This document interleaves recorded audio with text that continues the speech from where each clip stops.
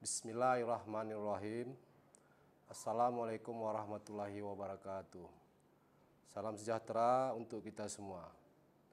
Kami dari tim gugus tugas percepatan penanganan COVID-19 Kabupaten Aceh Tenggara dengan ini menyampaikan perkembangan terkini percepatan penanganan COVID-19 di wilayah Kabupaten Aceh Tenggara pada hari ini, Kamis 18 Juni 2020. Pertama, orang dalam pemantauan atau ODP berjumlah 4 orang.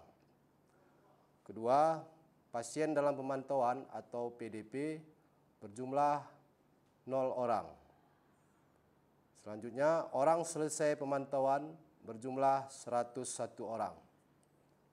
Kemudian kami sampaikan jumlah orang yang masuk dari pos pemeriksaan perbatasan Loe Pakam yang berbatasan dengan Kabupaten Karo, Provinsi Sumatera Utara dari tanggal 17 Juni 2020 pukul 08.00 WIB sampai dengan 18 Juni 2020 pukul 08.00 WIB berjumlah 89 orang.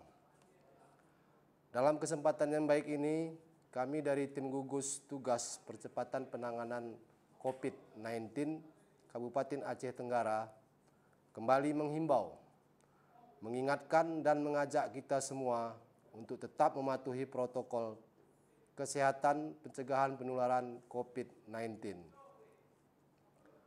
Terapkan perilaku hidup bersih dan sehat, jaga jarak fisik antara satu dengan yang lain, hindari tempat keramaian atau kerumunan orang atau yang sering disebut physical distancing dan social distancing. Tetaplah memakai masker dengan baik dan benar. Mari jadikan protokol kesehatan, perilaku hidup bersih dan sehat, memakai masker, physical distancing dan social distancing menjadi kebutuhan hidup kita semua. Demikian yang dapat kami sampaikan. Terima kasih atas segala perhatian dan mohon maaf atas segala kekurangan. Billahi taufiq wa hidayah.